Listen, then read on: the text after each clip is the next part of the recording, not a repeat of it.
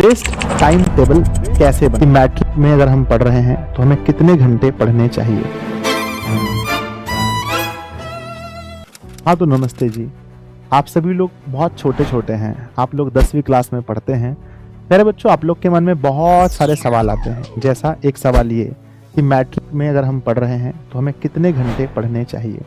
मैंने आपको 3-4 दिन पहले ये थंबनेल आपके व्हाट्सएप पर भेजा था।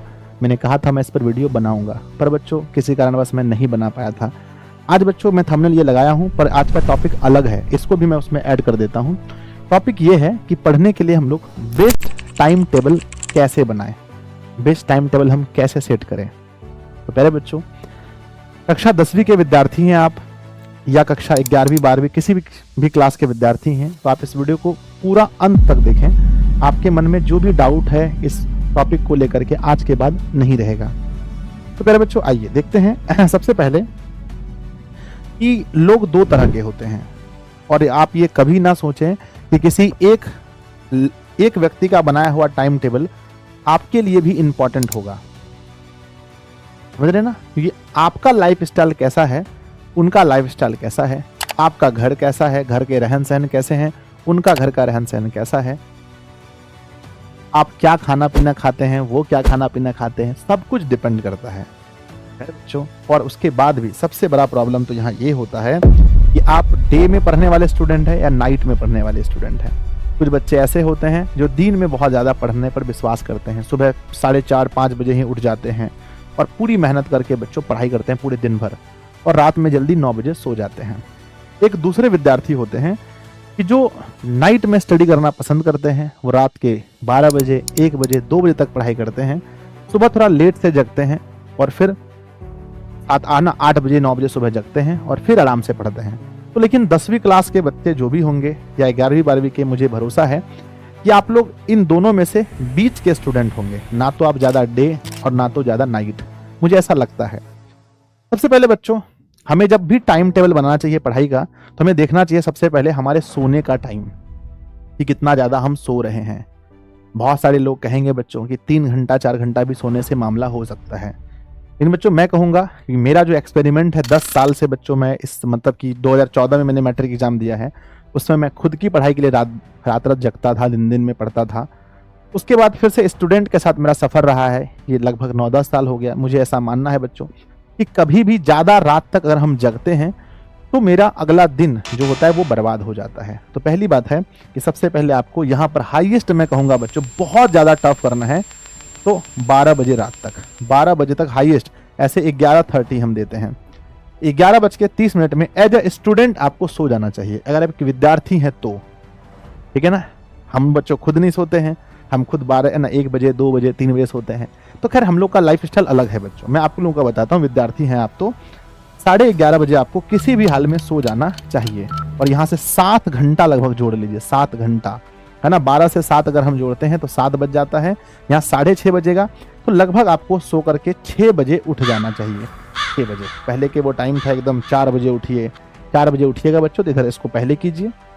पहले तो जब भी सोना है 6:30 से 7 घंटा मिनिमम आपको कितना जोड़ना है, 6:30 से 7 घंटा आपको सोना है, ठीक है ना। 6:30 से 7 घंटा। अब आप बोलेंगे सर इतना घंटा सोएंगे, हाँ बच्चों, तब आप एकदम फ्रेश महसूस करेंगे। और कुछ अपवाद होता है हमेशा जीवन में, हो सकता है आप 3 घंटा में ही सो जाएं, तो आपकी बात अलग है।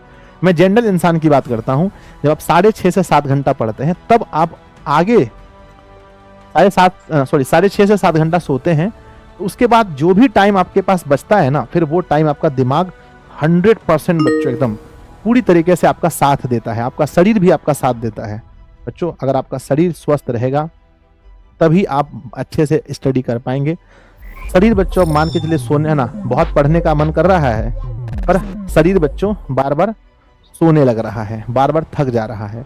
इसीलिए पहले आपको सोने का टाइम फिक्स कीजिएगा। आप लोग कमेंट बॉक्स में लिखिएगा कि आप कितना टाइम सोते हैं, पहली बात कितना घंटा सोते हैं। अब आपने सो लिए 7 घंटा, यानी 24 घंटे के 7 घंटे तो आपने निकाल दिए। अब बच्चों होता है कोचिंग या ऑनलाइन क्लास।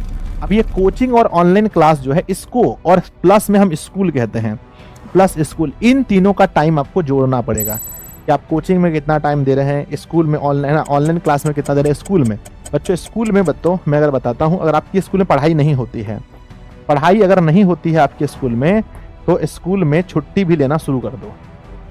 अगर कहा जा रहा है कि 70-75% अटेंडेंस बनाना है तो कभी भी 100% स्कूल मत जाओ, क्योंकि जो टाइम आपका बचेगा उस दिन आप बहुत अच्छी स्टडी कर पाएंगे। जब स्कूल आप नहीं जाएंगे तो 3-4-5 घंटा आपके पास बच जाता है, पूरा 4-5 घंटा आपके पास बचता है और उस समय आप बहुत अच्छे से घर पे बैठ के स्टडी कर सकते हैं। तो अगर स्कूल में पढ़ाई होती है तब तो आप डेली जाइए, नहीं होती है तो अवॉइड कीजिए कि जब भी मौका मिले छुट्टी का तो छुट्टी भी जरूर कीजिए अपनी स्टडी के लिए, पढ़ने के लिए।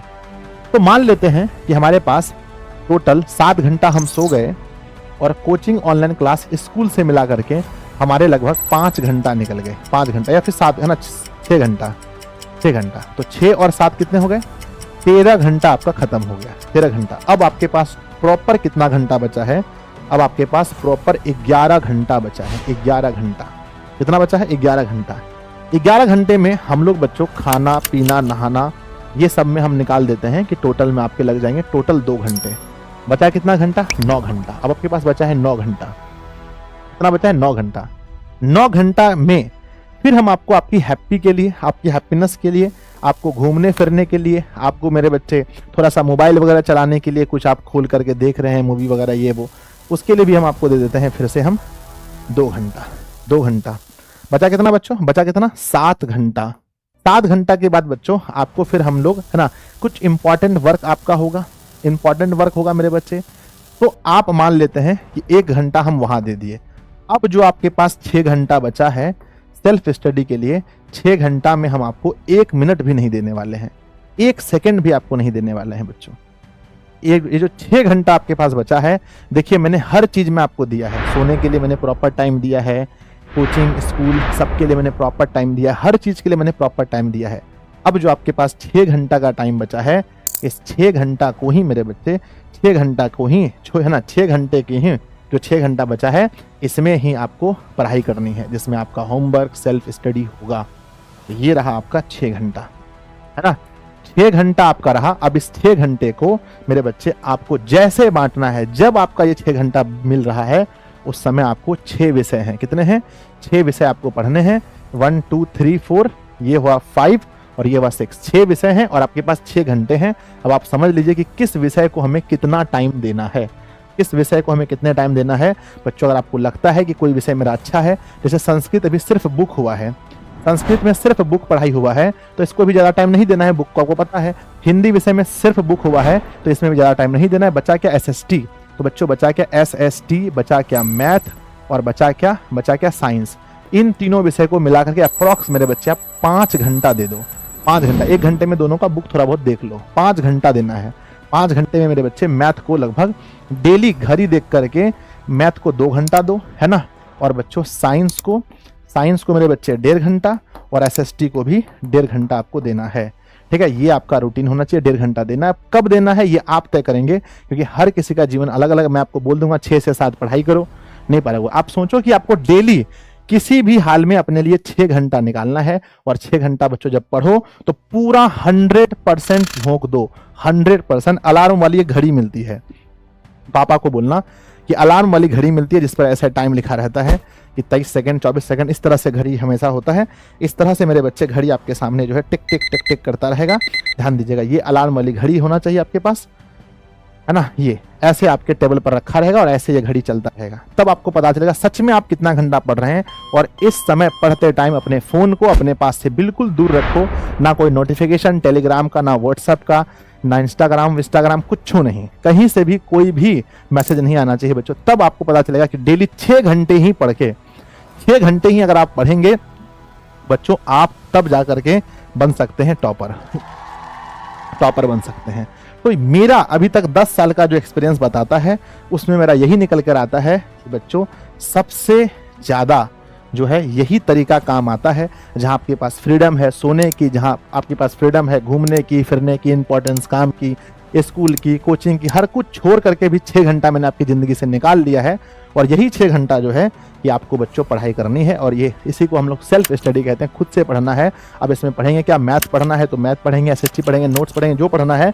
और पढ़ते टाइम बच्चों इन चीज़ों का ध्यान रखें, मैंने लिख दिया है कि मैथ विषय का जरूर ध्यान रखें पढ़ते टाइम बच्चों, क्योंकि ये विषय आपको दिक्कत करता है। और रिविजन करें, है ना, जो भी पढ़ाया गया है उसको रिवीजन करें। और बच्चों राइटिंग स्किल पर जब भी आप सेल्फ स्टडी करें तो बच्चों कम से कम साइंस और एसटीटी क्वेश्चन को खुद से लिखें। उसके आंसर जब लिखेंगे तो आपकी हैंड राइटिंग स्किल अच्छी होगी। जब हम लिखते हैं तो सोच सोच के लिखते हैं, हमारा थिंकिंग लेवल भी बहुत अच्छा होगा इससे हमारे एग्जाम में। और बच्चों जब आप कोशिश करें कि हम लोग कम से कम सब्जेक्टिव सवाल लिखने का, सब्जेक्टिव, जब सब्जेक्टिव लिखते हैं तो हमारा ऑब्जेक्टिव अपने आप सॉल्व हो जाता है।